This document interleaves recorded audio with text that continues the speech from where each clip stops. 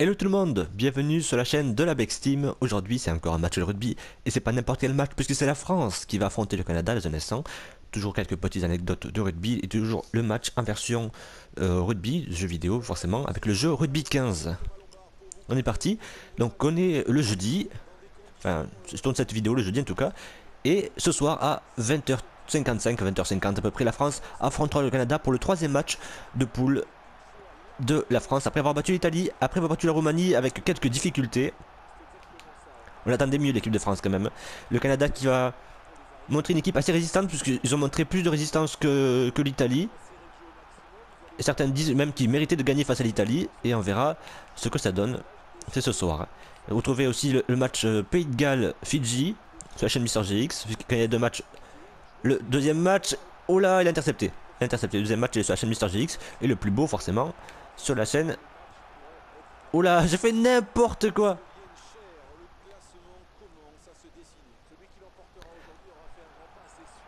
J'ai fait n'importe quoi, mais peut-être ça va marcher. Non, non, mais non, c'est pas possible. Ah, je viens d'inventer une nouvelle tactique. Fabuleux. Après ce début de match, what the fuck. Ah, il est pas mal. Ça, c'est pas mal. Voilà, et c'est qu'on en reparlera dans 40 ans. C'est vrai que si ça venait à arriver, je pense qu'on en reparlerait. Ce coup de pied, mais n'importe quoi que je dégage dans mon propre camp pour faire une relance de je sais pas combien de mètres, du 20 à 12 km/h. C'est pas facile à gérer. Il pleut. Si vous avez regardé la vidéo de Pays de Galles Fidji, vous avez vu que quand il pleut, et ça c'est vrai, on conseille souvent au numéro 10, au numéro 9, ceux qui jouent au pied, donc généralement, de jouer beaucoup au pied justement parce que c'est dur de faire des bonnes réceptions de balles quand il pleut. Forcément le ballon il glisse. Dire que c'est pas facile quand le ballon il glisse pas, quand il pleut pas, imaginez-vous que ça glisse. Oui, c'est bien joué. C'est très bien joué. C'était bien la belle Chistera. J'avais pas le temps, j'avais pas pu le mettre dans la vidéo précédente, mais la fameuse Chistera qui vient du Pays Basque. Je sais pas si pour le mettre cette fois-ci en vidéo, parce que je vous mets les meilleurs moments comme d'habitude. Si vous le voyez, c'est qu'il y aura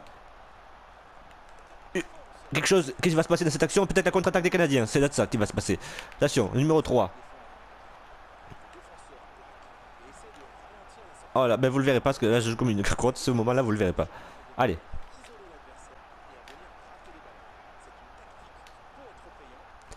Et le numéro 11 qui s'envole sur l'aile.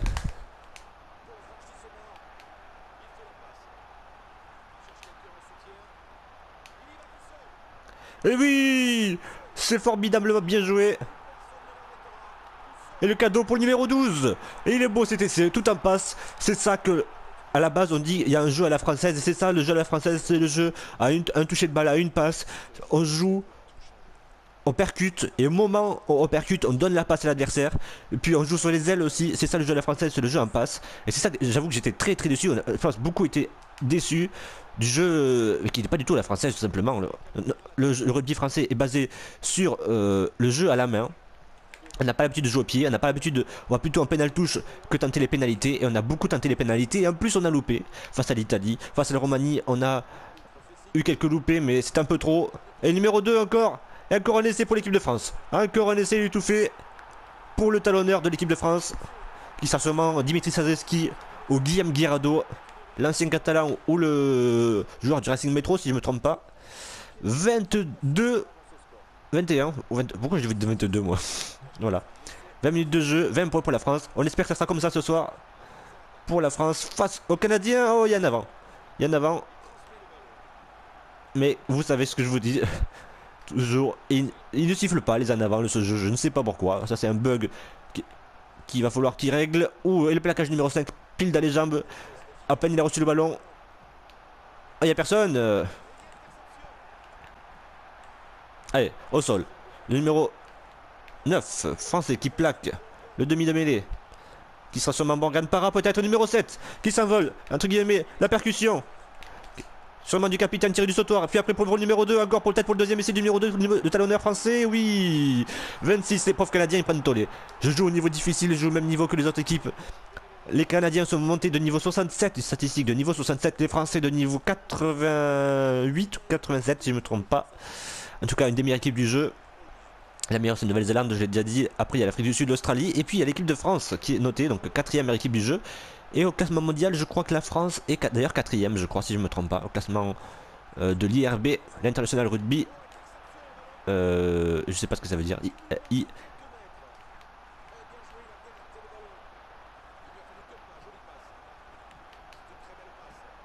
Eh ben oui, mais il y a personne à la réception, vous êtes sérieux? C'est n'importe quoi. Mes joueurs ne vont pas chercher la balle, voilà. Et c'est de punition pour le fait que vous vous défendez très mal. Et c'est d'ailleurs un truc qui m'a presque choqué, hein, de l'équipe de France. C'est le truc qui m'énerve le plus. La France est réputée pour quasiment, on va pas se mentir, pour avoir une des meilleures défenses au monde quasiment.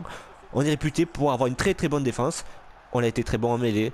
On a été moyen en touche. On a assez attaqué, mais on perd pas mal de ballons. Mais ça encore, c'est une question d'habitude. Donc plus la Coupe du Monde va avancer, mieux ça sera. Mais c'est pas normal qu'on prenne un essai des Roumains sur un moll. C'est pas normal que les Italiens marquent un essai. Parce que là, je vous le dis honnêtement, si ce niveau de jeu on l'améliore pas, on va prendre un essai des Irlandais et on va prendre une sacrée dérouillée. Moi, je vous le dis, j'ai peur pour l'équipe de France si on reste au même niveau qu'on a fait face à la Roumanie et l'Italie. Je pense qu'on n'ira pas plus loin. Et ça m'embêterait parce que j'aime cette équipe de France de rugby. Quand on voit ce qu'ils ont fait en 2007, on arrive en demi-finale. Puis en finale en 2011, face à la Nouvelle-Zélande. Moi, on méritait de gagner cette finale d'ailleurs. La Nouvelle-Zélande qui n'avait pas fait un très beau jeu. Un essai refusé alors qu'il était accordable. L'arbitre qui ne s'est pas excusé, mais les joueurs qui se sont même excusés par rapport à l'équipe de France. Parce que normalement, en 2011, c'était nous les champions du monde. Regardez le match, vous verrez que il y a un essai refusé injustement. Et là c'est pareil, là, dans ce jeu, c'est assez injuste. il y a des en avant partout, il ne siffle rien. Superman, j'appelle ça Superman. Plongeon, Superman, appelez ça comme vous voulez. Le mec le saute carrément dessus. Sachant que il y a une époque il faisait ça. D'ailleurs il y a un joueur de Perpignan qui faisait ça, il s'appelait Philippe Burger. Et le problème c'est qu'un joueur qui se blessait beaucoup parce que forcément c'est très impressionnant, c'est très efficace quand ça marche, mais ça peut faire aussi une grosse blessure. Il faisait pareil pour marquer les essais, il plongeait comme un taré. Et il s'était blessé, je crois quasiment, sa plus grosse blessure c'est 2 ans. Hein. Je crois que c'est 14 mois, enfin encore arrondi à 2 ans. Parce que il s'était blessé en faisant le con. Voilà. Voilà, quand on plonge comme ça. Alors que là, il plongeait. Des fois, il plongeait. Une fois, j'ai revu une de ces vidéos de Phil Burger, un ancien joueur de l'USAP, donc il plongeait pour marquer les essais. Après, c'est pour essayer l'équipe de France, ça passe. Mi-temps 35-7, et donc je disais, il avait plongé carrément sur le ventre. Le ballon, il atterrissait sur le dos. Pardon, il atterrissait sur le dos alors que normalement on plonge sur le ventre. Et donc du coup c'était fait très mal au dos comme un abruti. Et il avait reçu une amende par le club à l'époque. C'était pas Perpignan mais ce joueur avait joué à Perpignan. Oh, touche de 40 mètres. 40 mètres pour l'équipe de France, 35-7 toujours donc. La France en bleu forcément, qui jouera en bleu ce soir. On annonce beaucoup de Français d'ailleurs en Angleterre pour soutenir l'équipe de France. Et je suis sûr qu'il y en aura encore, vous serez encore plus derrière la télé. Ou alors peut-être que vous étiez, je sais pas quand est-ce que vous regardez cette vidéo.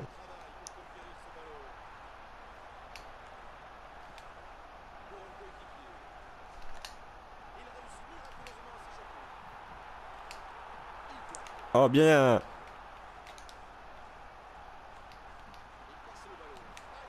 Ah ben oui.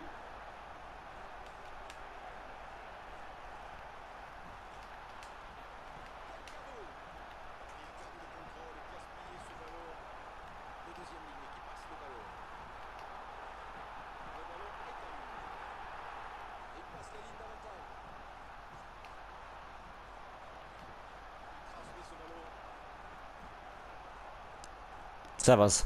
Ça avance. Ça avance, mais quelle défense des Canadiens. Ils veulent pas prendre un essai de plus. Quelle défense des Canadiens. Ça je pense que je vais vous le montrer même si j'ai pas marqué. Parce que quelle défense des Canadiens alors que j'avais bien attaqué. Allons.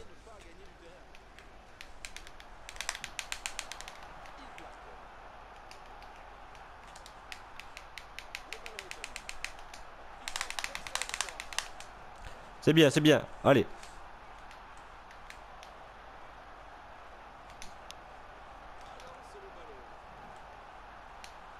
Allez, allez, c'est bien. Ça, il avance le numéro 13. Qui pourrait être Mathieu Bastaro au numéro 13 aujourd'hui. Parce que je connais pas encore la composition là où je vous parle. Et c'est bien joué. Oh, j'ai cru qu'il passait pas, du coup j'ai fait la passe. Parce que j'appuie vite pour faire la passe après contact. Ça permet tout simplement de gagner beaucoup de mètres quand on fait ça. Et là tu joues, il bouge pas. C'est quoi ce bug? Mon joueur n'a pas bougé. Il a eu le ballon même, il ne bougeait pas. C'est le bug de la statue. Comme précédemment, vous l'avez vu ça. C'était énorme. Le bug de la statue, c'était quand même énorme ça. Oh, on est à quelques mètres de la ligne. Les Français sont à quelques mètres. Oui. Et le triplé.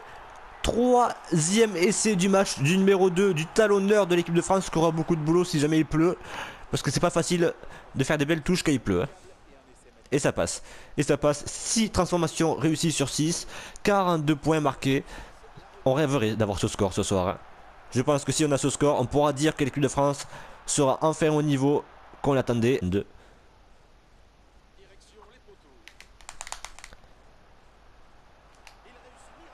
Il aime bien faire ça. Le numéro 15 français, on le sait qu'il est capable de faire ça. Il a fait une formidable percée face à la Roumanie. Qui s'était terminée par un avant. C'est dommage parce que c'était formidablement bien joué. Souvent les numéros 15 font ça, ils aiment bien relancer. Ils n'ont pas beaucoup de ballons, alors quand ils relancent, le but c'est avec leurs bons appuis. Oui. Oh, en avant. Et j'ai failli marquer sur un en avant encore. Ah. Tapez pas en touche, donc c'est bien, ils ont pas tapé en touche eux aussi. Vu qu'ils perdent, ils ont pas intérêt à taper en touche. Et dernière action.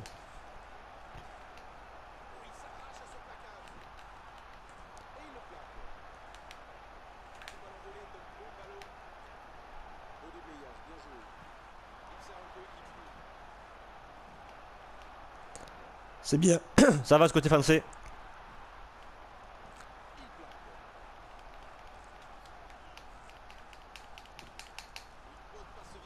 Le mec est juste méga hors jeu, le numéro 5. Le mec est derrière les pieds du porteur de balle. Devant les pieds du porteur de balle, c'est ce que vous êtes derrière, pardon. Ouf. La 14. La cartouche plutôt. La 14. Là c'est la 14.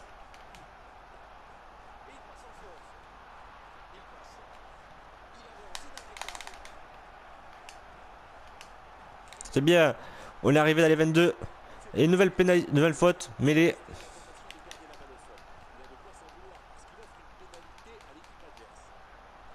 Mêlée française, voilà. Ça c'est une mêlée dominante.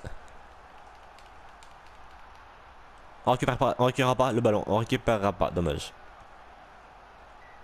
Ah, les Canadiens qui choisissent de taper en touche, dommage. 6 essais, 6 transformations réussies, 6 un essai côté canadien transformé et une pénalité loupée. Donc c'est les statistiques qu'on pourrait voir peut-être pour France-Canada ce soir. Bon, c'est vrai que si la France est à son meilleur niveau, ce score-là est possible. Ce score-là est possible parce que le Canada sont pas les favoris, honnêtement, on peut dire ça comme ça. Avec la Roumanie, c'était l'équipe la plus petite de cette poule. Avec la Roumanie donc, mais la Roumanie on a réussi à marquer pas mal de points, mais on a eu du mal, mais c'était l'équipe remplaçante. Donc là il y a quelques remplaçants encore, parce qu'on les garde pour l'Irlande surtout, mais on va faire tourner, donc ceux qui étaient remplaçants face à la Roumanie ne sont pas remplaçants face au Canada je pense. Normalement si Saint-André n'est pas bête, il fera ça, Philippe Saint-André qui est le sélectionneur de l'équipe de France, pardon. Donc c'était une vidéo de France-Canada sur la chaîne MrGX. Donc j'espère que le score qu'on voit à l'écran 42-7 sera le même score ce soir, ou du moins un score tout aussi beau avec minimum 4 essais qui permettrait à la France de prendre le bonus offensif ce soir face au Canada. Faut jouer sérieux, faut pas les sous-estimer parce qu'ils ont bien joué face aux Italiens, et peut-être même qu'ils termineront en 3ème de leur poule, sachant que les 3ème de leur poule sont qualifiés directement pour la Coupe du Monde suivante. Voilà, qui sera, je crois que, alors je sais pas si c'est la Coupe du Monde 2019 ou 2023, et qui se jouera au Japon. J'ai bien entendu, au Japon, qui a fait un exploit face à l'Afrique du Sud. Ça serait pas mal une Coupe du Monde là-bas. Première Coupe du Monde en Asie en plus, ça serait pas mal. Mais moi je vous dis à très bientôt. Donc la prochaine fois ça sera sûrement l'Australie face à l'Angleterre, ou en tout cas un match le vendredi. Il faut que je vois s'il y a un match le vendredi. Donc, je vous dis à très bientôt sur la chaîne Bexteam forcément, et n'hésitez pas aussi à voir Pays de Galles Fidji sur la chaîne MrGX, qui a 2 matchs, le plus petit sur la chaîne MrGX et le plus beau sur la chaîne Bexteam. À très bientôt et merci d'être aussi nombreux. Ciao.